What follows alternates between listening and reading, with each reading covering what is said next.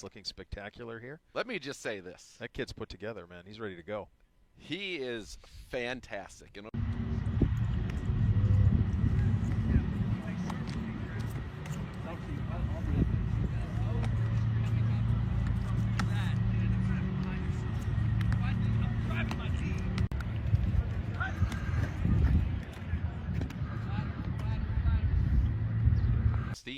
I'm going to talk to Shadeur when he gets over here about that. I think it was his left pinky toe that maybe snuck on. Not going to have it. No. So you got Dylan and Shadeur warming up right in front of us, the two of them. It's great. It's really cool, and it's also that thing that we were talking about with Tarv, where look, it's not his room, but you can still. And he talked about his room, but like the quarterback competition, it's on. It starts right now. It is probably started last night, honestly. Last week with Kenny Pickett and Joe Flacco. Sure. Now you got Shadeur and you got Dylan Gabriel. You got 4 guys. Only one of them can be the starter at the end of the day. Now, could multiple of them start throughout the season? Absolutely. Will we see that? Perhaps. But I think, this quarterback competition, and it would be fun to document that, to see kind of just really how that goes from start to finish, because I think it's going to be a fascinating one. I'll tell you what. There are 4 guys that are competing that believe with 100% of their beings that they are the guy. Dude, you can't get to this point playing that position unless you believe that. Yes. You can't. And here's the thing that's cool about that statement. Every one of them might be right.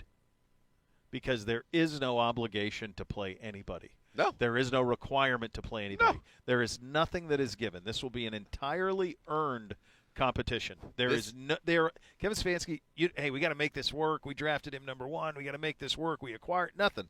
Best man win. This might be the purest quarterback competition that we've had in the National Football League maybe ever, and certainly not 4 who all have the chance. Dylan Gabriel, by the way, that's a pretty effortless 10, 20, 30, 40, about 50 yards there. The throwback guy threw a nice ball there too, Corey, by the way. That's Corey. Was that Corey? Yeah, Corey. Oh, so he's the quarterback. I couldn't tell with the hat. So he's no wonder he thrives in the indoor flag league. Corey can sling it. Oh yeah, and he's like Pickett. He's got the 2 gloves. I believe former Ignatius QB. Oh yeah. Okay. Well, there you go. I mean, you're not going to play for Chuck Kyle and not be able to throw it 40 yards. Yeah, you're not going to have that. Not going to have it at all. Yeah. So it is. It truly is. It's wide open. May the best man win. Let's see. And we'll see. There's certain things that are known. Obviously, you acquired Kenny Pickett, so you obviously liked him. You drafted. That was pretty out of Shadeur.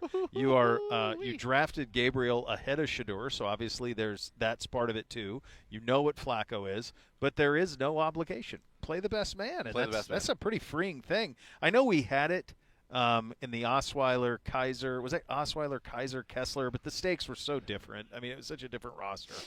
And that was. I guess you could say, that kind of, but I mean, very different. Very, very different. This is pure, and you don't have anybody who is comes with that first round tag or that we got to play. You've got a late third. You got Kenny Pickett, who is a former first rounder but was acquired for a 5th round pick that you recouped from Houston very quickly before the draft. And then you got Shadeur, who's a 5th round pick that was, a 5th and 6th. So the assets that are invested don't make anybody, they don't buoy anybody. It's not. And you're exactly right. That's actually, I said that to Shadeur. I said, are you excited to be in a competition where literally it's all going to be earned? Like this is going to be football over time. I won't say football in immediacy because there are situations where there's capital invested in people, whether it's draft capital, financial, whatever, where it's not. But over time, football is the ultimate meritocracy. Yes. And that meritocracy is going to be based in large part. Now, of course, the things that don't happen between the white lines go into your ability to be successful in the white lines, but it is based in large part on what goes on between those white lines. And so Shadeur Sanders, I can tell you, 1,000,000,000% believes that he is going to be the Week 1 starting quarterback.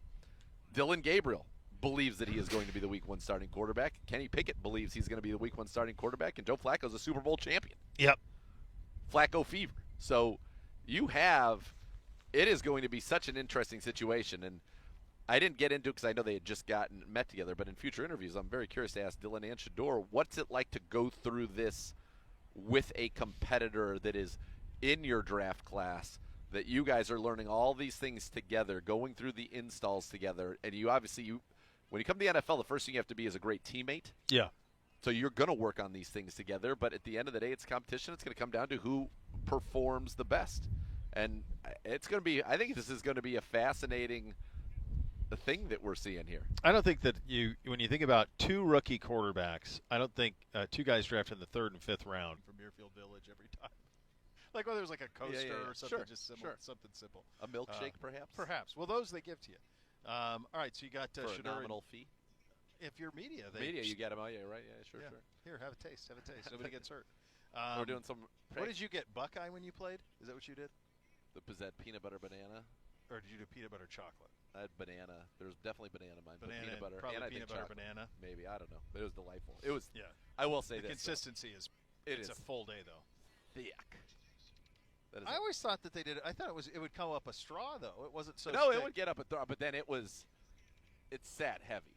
Yeah, like, dude, once it's it whole was milk. in you, it was. Like, when's the last time you sucked down 8 ounces of whole milk? That's a rarity if ever. That is never. a lot. Yeah, that's a lot of whole milk, brother. That's a lot of whole milk. Yeah. So right now, quarterback's working on being under center, and that's something that both these quarterbacks have to worry about. YouTube.com/Browns. There it is. You need to have that. I'm coming around a look little at on 10. Coming around a little on 10. I'm here to tell you. Are you really? I'm here to tell you. It's the number.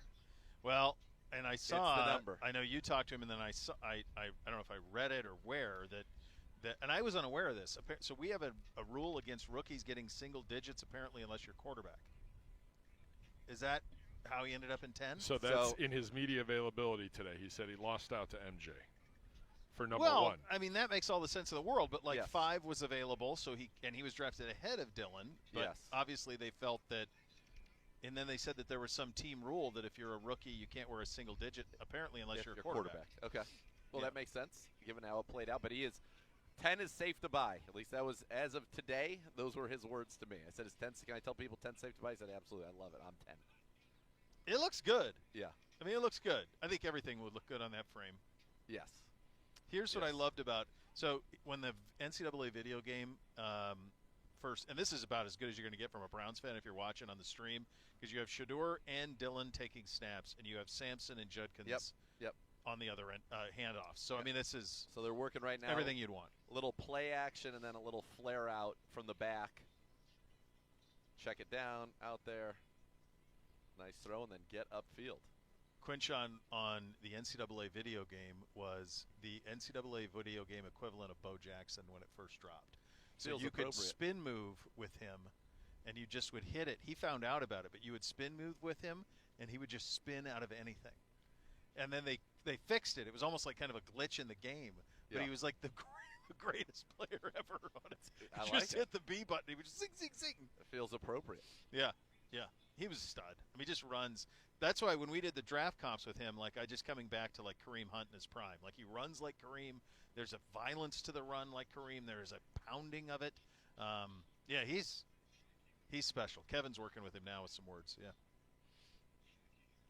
Well, part of these things, it's new. It's the timing of it, and I like that quarterbacks are kind of looking deep and coming down, so it's kind of they're practicing a check down to the back off of a play action where you're looking for a shot play. Now it's just a quick sprint out to the fullback there. Oh, that was my guy. That's right your there. guy. That was Boom Boom Mancini. How far? Montini. Youngstown's finest, by the way. How far is Pleasanton, California from Pedro? Right now? Yeah. 10 minutes? Oh, it's right there. It's literally, if the hills are here, there's a hill. Yep. Fremont's right here. Pleasanton's right here, and there's a cut through right there. Yeah. Wow. Yeah. Right over the top. Yeah, right there. 10, 15 minutes max. Do you think he's heard of Pedro? I feel like I feel like there's a good chance that like the legend of Pedro has gotten around. We can't say he hasn't. Can't say he hasn't. Can't say he hasn't. I want to talk to Austin McKinney, and I'm going to ask him one question. Who's the most famous person from Battle Creek, Michigan? And if he doesn't say Rob Van Dam. Isn't that the home of Kellogg's? It is. Yeah. So Tony the Tigers, and that'd be. It was also where Mighty Fine Company there. Do you remember when Letterman would do the top 10? And he would say from the home office in Battle Creek, Michigan, Sioux City, Iowa. Yep. But Battle Creek, Michigan was one of them. He would do that from the home office. Yeah, he'd pick a random Midwest city. Both these guys are pretty easy throwers of the football, which is pretty nice. I mean, effortless. look, we're doing arm whip. very, these are right now working with the running backs. We want to see them get in there with Fannin and these tight ends here soon. Dude, these two dudes were on every single college football watch list. Going into last season, these were two of the 10 guys for the Heisman. Yep. The amount of games that these two have – I remember Shadeur played at Jackson State before he got to Colorado and played the 2 years there. Yep. Dylan started at UCF, then Oklahoma, and then to Oregon, and just made every place better everywhere he went. These guys have played a lot of ball, man. They played a lot of ball. That's what it looks like.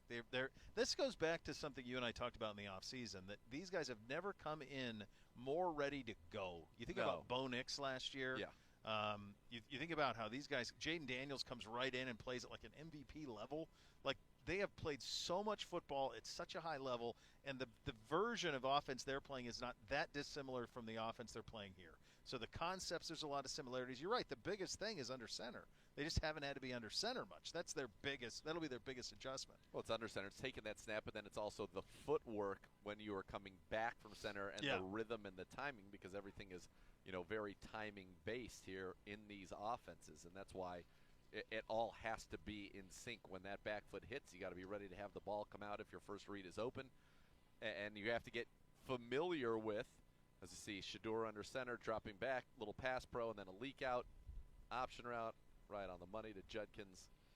But you have to be cognizant of all of those things in these offenses. And for Shadeur, one of the things that I talked to him about was, Pat Shurmur, as offensive coordinator, knows Kevin Stefanski very well, and vice versa. And so there's going to be he's going to have a lot of a communication there, but also just an understanding of exactly what he's getting into and what Kevin Stefanski is going to want out of this thing.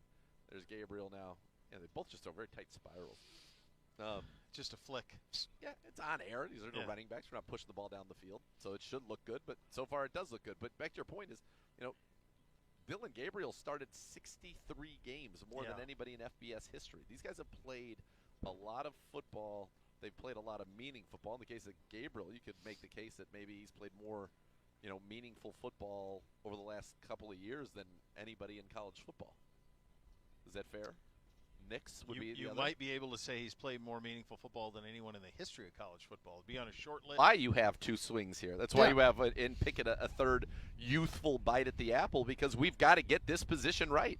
It is the biggest thing facing this franchise. And the beauty of what you've done here is not only do you have this opportunity in Shadeur Sanders, not only do you have this opportunity in Dylan Gabriel, not only do you have this opportunity in Kenny Pickett, you have the reason you made the trade down from 2 to 5 to not only get Quinshon Judkins and Mason Graham, but was to get that future first-rounder for next year. And so not only is it an open competition, not only do I think it will be a very fair competition between the guys and the best player will emerge, but there's an urgency for them as well, because you want to not only establish yourself as the week one starter, you want to then go and perform this year at a level that says to Andrew Berry and Kevin Stefanski, hey, those two first. The reason I went Teddy, because I thought South Florida, Miami, like there'd be some. How did he connect with Jeff Blake? By the way, Quinshon Judkins looking spectacular here. Let me just say this: that kid's put together, man. He's ready to go.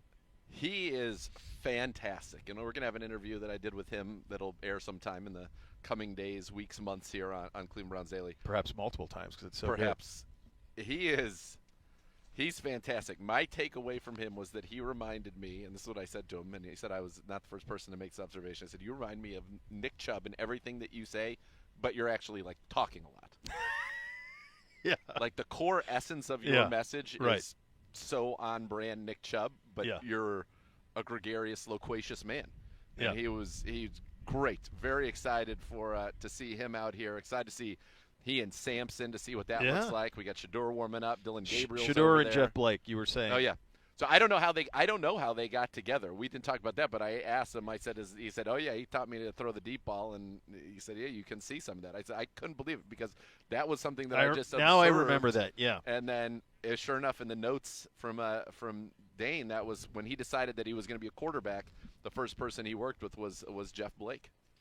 I wonder what the connection was on that. Where would he have been in the same stratosphere? Maybe Dion respected his deep ball and said, "Hey." Yeah, I mean, Shadeur obviously grew up in Dallas.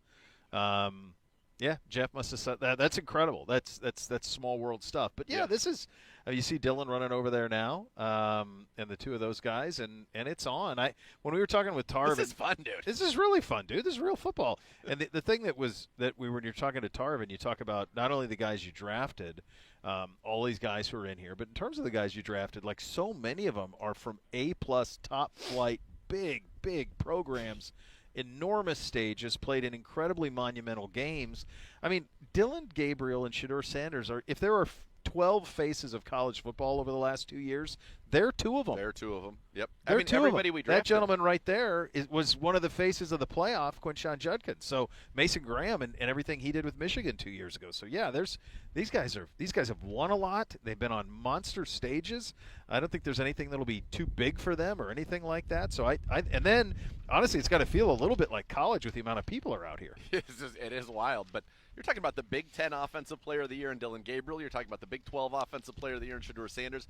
You're talking about the SEC Offensive Player of the Year in Dylan Sampson. You've got, obviously, from the Buckeyes National Championship team, Quinshon Judkins. Harold Fannon's really the one guy that didn't play at a huge level, but when you talk to anybody in the scouting community or anybody about him, the two games that they bring up over and over and over and over are the Penn State game and the Texas A&M game, which were played against, obviously, elite level competition, and he shone bright in those games. So, well, he also could have played. He could have went in the portal and made millions, because everybody knew. It's not like it was a surprise how good he was. No, he could have portaled it and played for a big time program and made a lot of money. I'm sure he made decent money at Bowling Green, but that's one of those truth serum questions.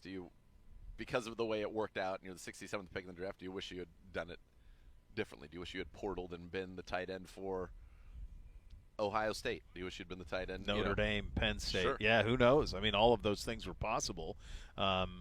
It's a rarity to have a guy just do that. I mean, Dylan played 6 college seasons with 3 programs. Yeah.